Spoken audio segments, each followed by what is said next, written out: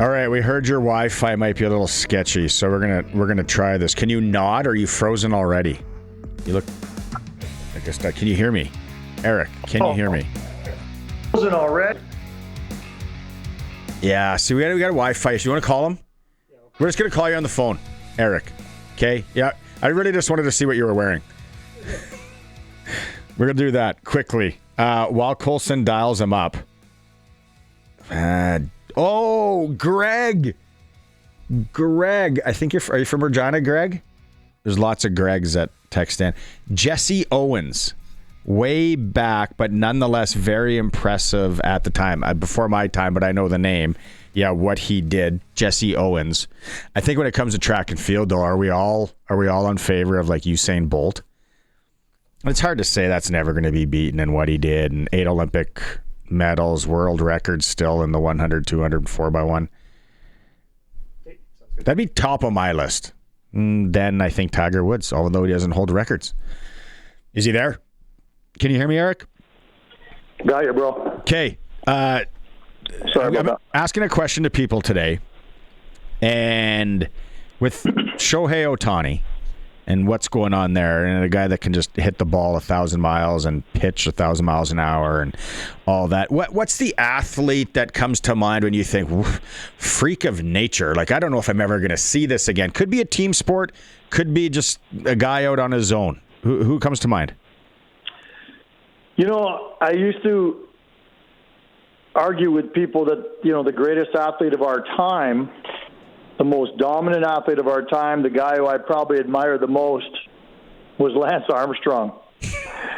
And boy, was my argument built on a lie. What a fraud, right? But you know what I mean? The way he dominated, and I used to, that was my guy. And I remember going to see him speak in Calgary one time, writing a column on him, talking about how he's the greatest athlete of all time, like the way he's dominated. Anyway, in time, we realized sometimes people aren't, or what they've accomplished wasn't really even real. Barry Bonds comes to mind with that one as well too. But and I know where you're going with all this, but to me, Ohtani has been he's on top of my list, has been for a while, in terms of a guy who's the most dominant athlete of my time. And now, I guess there's two different questions too. Like you said, who's, I guess the way you word it, who's the most dominant, who's the greatest, who's the, I guess it kind of depends how you word it. But I don't think it matters how you word it. He's the greatest of all time in terms of athletes to me. And so I think so the two that came out when I started thinking about this last night, for me, the big ones were Usain Bolt and Michael Phelps. And not that you've seen me, we've drank together. I'm not much of a swimmer. And Usain, like those two guys, like I just don't know. 28 medals for Phelps, like Summer McIntosh is on her way. But then the other guy, Eric, and he didn't set the records. But you and me being massive golfers, is that stretch of what Tiger Woods was doing, it was like, why is everyone else even showing up? Oh, without question, right? I mean, but he still didn't break Jack Nicklaus's record. Now, we could sit here and talk about, well, Jack didn't have much competition. You could argue maybe Tiger didn't have that much competition. But the way he did it, it was spectacular. And you could probably put him in that category of the greatest run of all time in terms of that window where he was dominating. I remember those were the years when I was covering majors. I covered, I think, 12 majors. And I'll never forget going to the 2000 Open at St. Andrews. And you go into Ladbrokes. The Brits were so far ahead of all of us in terms of betting. Yeah. And you'd go into these little betting shops, and it was a straight-up 1-to-1 proposition. Tiger Woods or the field. Isn't that amazing? And I'm sitting there. I remember pulling out 200 pounds and saying, I think I'm putting it on Tiger. But it seems like the dumbest bet I've ever made, but I got to make a bet on it. Like, you can't not bet. I mean, I don't say that now, but back then I'm like, God, when am I ever going to walk into a betting shop again? Who knew? But, 1-to-1. A field of 156 golfers or one guy. And you're a good golfer. You play a lot. Every single swing, you are one swing away from disaster in that game. always, every swing. Yeah. And he never, not never, I mean, he didn't win every tournament, but God, he won a ton. So yeah, he's definitely in that conversation for two. And look, Gretzky, is the greatest hockey player of all time, or he's certainly in that conversation. But I'm not putting him as the greatest athlete of all time. Like, I'm not sure he's quite in that discussion. Yeah, like I don't even know how I want to. I'm really grappling how I'm wording this. It's more like the eyeball freak of nature thing that you're watching it on TV or watching it live, and it's like, well, how is this happening? Like, is this because the Ohtani thing is right there for me? It's like, okay, hold on, this guy just hit how many out of the yard, and then now he's pitching, and he's got 7 different pitches, and then they're staying away from him when he's at like. I'm just like, yeah, this is my boy is kind of just like right into it. But the other thing, Eric, too, the last thing maybe on this, but we got lots of time. You're not busy. Is what I think we're going to see this again because now how kids train and around the globe, there are some freak of natures just genetically. And who knows what they got going on in Japan where kids want to be the next Shohei Ohtani that can hit and pitch. I don't think it's crazy to say we're going to see this again. It's an interesting point. Look, I was in Japan in the summer, and he's on every second billboard in the entire country. Obviously, he's as big a name as that country's ever produced in the sporting landscape. And I did a bunch of research because it was so hard. He used to play for a team called the Nippon Ham Fighters, and I needed a jersey from the Nippon Ham Fighters. I got a hat, but I needed a jersey, and I wanted his name on it. Well, because he's not there anymore, they don't have the rights, so they don't sell them anywhere. So I had to go online to find one. But when I was doing that, I was doing research on this guy. Like, how did he come to be? And it really is an interesting story where a guy with the Nippon Ham Fighters decided to take a chance and said, I will let you pitch and hit. All the other teams that were interested in signing him when he was younger are like, no, you got to pick one or the other. And baseball is filled with decades and decades and decades of tradition where you think about every guy in the major. I guarantee almost every guy in the major was a dominant pitcher when he was 12. Yeah. And he was a great hitter. Yeah. But at some point you have to pick one or the other. And he just kind of said, why?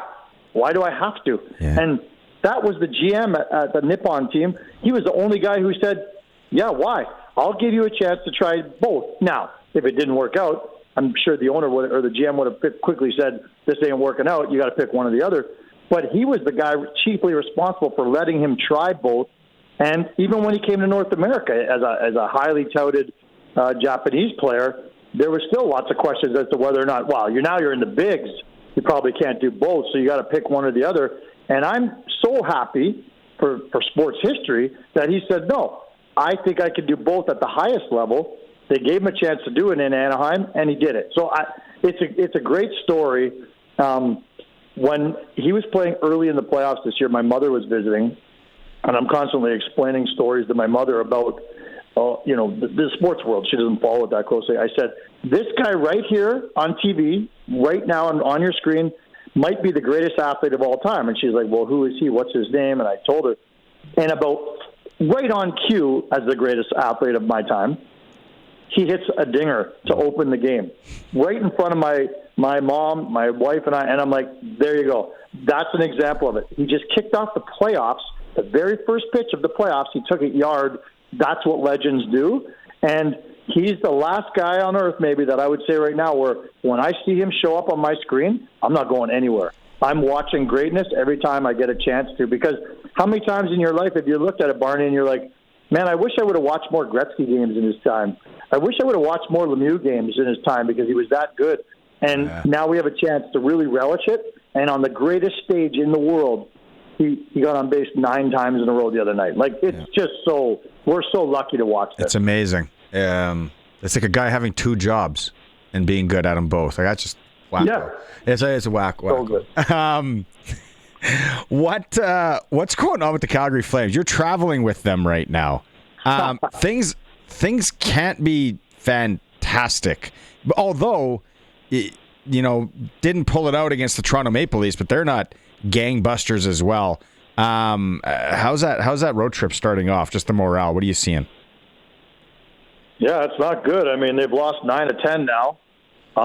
Last night against the Leafs was a similar kind of story that we've seen over the last, handful of games where they're actually playing a lot better, but they're still finding a way to break their own hearts at the end, but with a big defensive gap. And that's what they've been prone to a lot this year. Wolf is playing a whole lot better. He's kind of back to being dominant Dustin Wolf, who gives them a chance to win every night. Like the first 5 or 6 games, he wasn't that guy. Now he is. But they can't seem to put together 60 minutes of defensively sound hockey. So, yeah, goal scoring was always going to be a problem in this city. That was not a shocker. But they can't play defense with any sort of level of consistency now either. So, the mood in Calgary is certainly, management's not about to buy into this theory, but I certainly have already written it. This season is over for the Calgary Flames. And what they are now staring at is what I would consider a significant opportunity. You've got an ownership group that's not interested in not making the playoffs and tearing down and rebuilding from scratch, but you're almost forced to for at least 1 year. So lean into it, embrace it, make a few trades to get rid of some veterans, cash in on a couple more draft picks, go heavy on the Gavin McKenna draft lottery, and maybe you can really affect change. This is a star-driven league, and if you don't have stars, you're left in the dust. And we've seen that in Calgary forever. How many stars have we had come through Calgary? Jerome McGinley, Mika Kiprusoff, and other than that, you got to go back to the 80s and 90s when they were threatening for cups back then. So they can do something about that by finishing near the bottom this year. And I would say 90% of the people in our city are referring to the Flames right now as in first place of the Gavin McKenna sweepstakes. Not last place. They're in first place. They've reversed everything.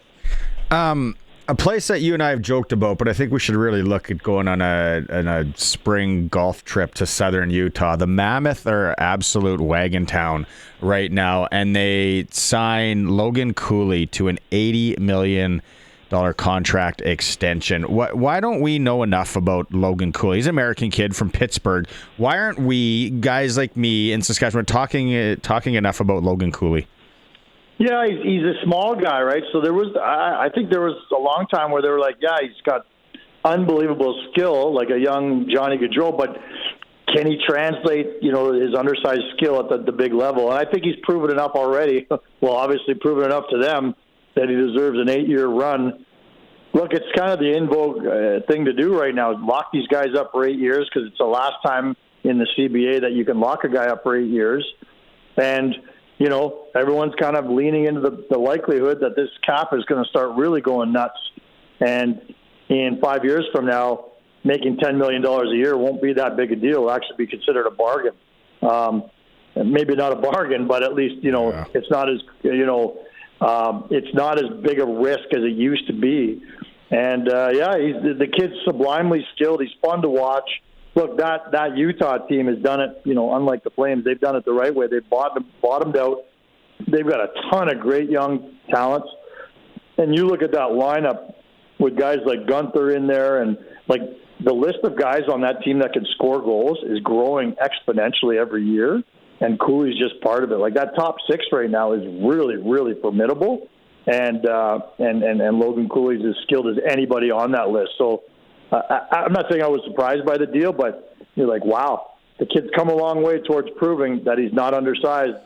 It's not debilitating by being undersized. There were so many years though, because I was kind of a Arizona Coyotes fan. I was a Phoenix Coyote fan. I had 2 stints in Arizona. I loved it. I loved everything about it. And I was like, oh, these guys are going to be really good in a few years. And then they move to Utah, and it's like these guys are still going to be really good. And now they got an owner that wants to play and he wants to win. And he's backwards hat guy. He seems cool.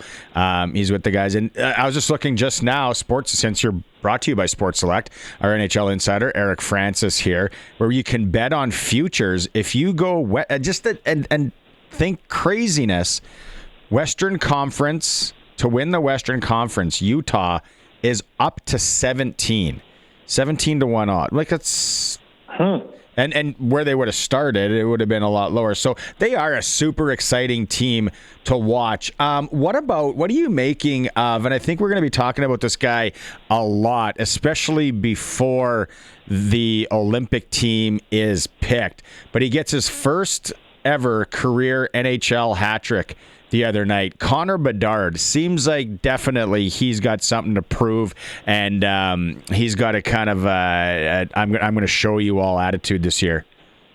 Yeah, and rightfully so. I think a lot of people have not written him off, but the way I always put it is he's long been surpassed by Macklin Celebrini as, the next really, awesome superstar in the National Hockey League. And I strongly believe that. I think Macklin Celebrini's ceiling is way higher than Connor Bedard's. And I think he's heard that chatter, and I think he's heard a lot of people say, you know what, first 2 years, he didn't really do it. Maybe there was a lot of hype, and he's not that good.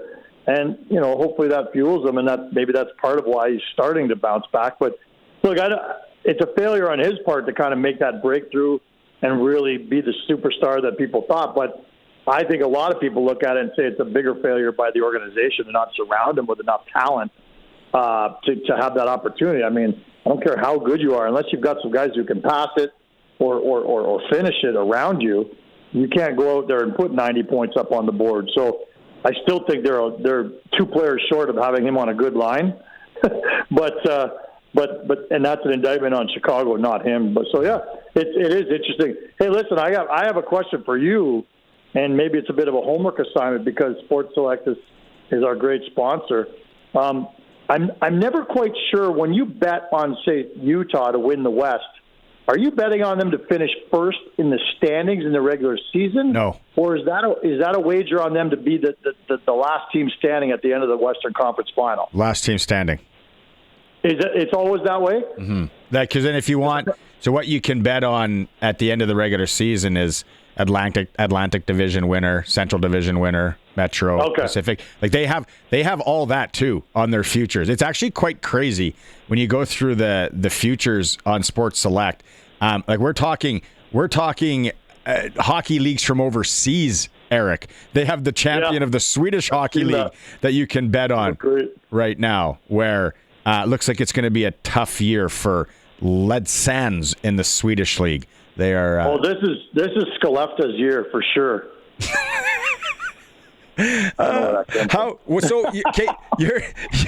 You're on the road. I take it you're still not in Toronto, but you were there with the whole Jason. What was that like? I flew out of Toronto this morning. You know where I'm sitting right now? Jason York. You remember that name? He played 700 games in the National Hockey League. He does our color on our broadcast now. The Smiths Falls Bears of the CJHL in 1986-87. Look at you, kid. Anyway, I'm sitting in his office, and man, there's a ton of great memorabilia here. When you play for I think he played for 7 different teams, and some real good ones too, like some good cities. Detroit, Anaheim, Ottawa, Anaheim again. Yeah. He went back to Anaheim. Nashville. Must have loved to be Nashville and Boston. Boston, yeah, he was in some good spots. Anyway, I'm here now, but yeah, going back to Toronto, he's having a little party tonight so we can watch the World Series. And I got to tell you a funny story. Kelly Rudy just walked in, and he's wearing a goalie mask. I guess he thinks it's funny, like a Halloween sort of thing. Yeah. But Yorkie's granddaughter is here, and she's about maybe two years old. And she didn't think it was that funny. It scared the hell out of her. So, Kelly Rudy making friends with the young kids right now. I think she's still cowering in the corner, this poor little girl, scarred for life by a goalie mask. Anyway, going back to Toronto, what a cool vibe. I felt very lucky to be. Look, we landed there, when they were in L.A., the series had shifted to L.A., so I missed being here. I missed being in Toronto for the first 2 games, but even being there for games 3 and 4 was a real rush. I felt really privileged. After the game last night, the Leafs game, they encouraged all 18,000 people to stick around. Of course they did, because the concession stands were still open. Stick around, watch the World Series here on our screen, our big screen, and thousands of people did. I watched it too while I was writing my column, and it was a really kind of cool experience. Vladdy Guerrero hit his home run. while we were in there, and people went absolutely nuts. It was cool. And then as I walked home in the last couple innings, I was watching it on my phone, and I passed by City Hall, Nathan Phillips Square, they call it, and they had an outdoor viewing party where there were like 10,000 people there, and that was pretty cool too. So like the whole city, everyone's wearing a cap, a jersey. Look, and I dare say it. I don't know if we want to get into this discussion or debate. I'm sure you've already had it, but like there's nothing that can unite a nation sporting wise like the Blue Jays. And maybe people didn't believe that because it's been 32 years since they did it, but people have to be seeing now and understanding and agreeing now that this far surpasses the national pride that, say, the Raptors generated. Are you with me on that? Oh, 1,000%. I would go anything Olympic or maybe even a World Cup of soccer or something like that would be. But yeah, I think you're onto something. I think you're correct. Nothing like the Raptors. Yeah, no, for sure. You know, and like the Olympics, sure, okay, like the Olympic hockey team, we're all, you know, that's always captured the imagination of the nation and forever will. But you know, it's only the hockey teams to me. Like you talk about Olympics, like, you know, we've had some phenomenal Olympians go and win gold medals. Simon Whitfield, I don't know, like just pull any name out of the hat. But these are one-shot deals. Elizabeth Manley. That wouldn't have come to mind, but sure, like that. I thought she finished silver. Yeah, it was silver. Anyway. Sorry. Yeah, it was silver. How about Ross Rebagliati or whatever him? Well, that captured the nation because no one could figure out how you could win a gold medal stone. That was pretty awesome. That was wicked. But this year, Phil Wizard, the breakdancer, like I'm an old breakdancer from way back with the Rockomatic crew, and and Phil Wizard like captured my imagination. Like I was looking forward to that competition right at the end of the Olympics this year.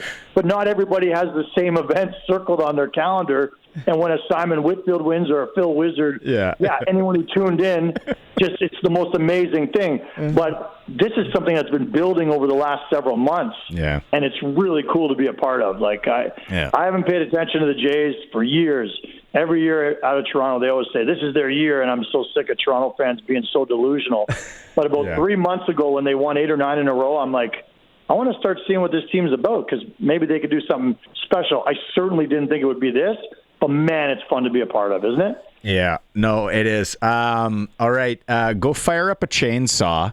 And since you're scaring kids anyway at this party you're at. Exactly. Actually, you know what? Tell Kelly Rudy Barney from Sasky from the Monday Nooner podcast said hi. I'm curious if you ever drank that Last Mountain Distillery dill pickle vodka we sent him. He was really intrigued by that. So, yeah, great guy. I'll ask him about that. And actually, Brendan Parker says to say hi. He's our host for the Flames broadcast. I told him I was on with you. Oh, actually, he just saw Sports Cage and he goes, "Are you on with Barney?" Yeah, he was pretty pumped up. Yeah. I got to tell you, he's Old a big school fan. Maybe one day you should get him on the show. Yeah, no, I think that should happen. All right, have a rum and coke. I'm sure there'll be a few tonight, and we'll catch up with you on Friday. I'm way ahead of you, buddy. Right on. See you, bud. Go Jays. Yeah.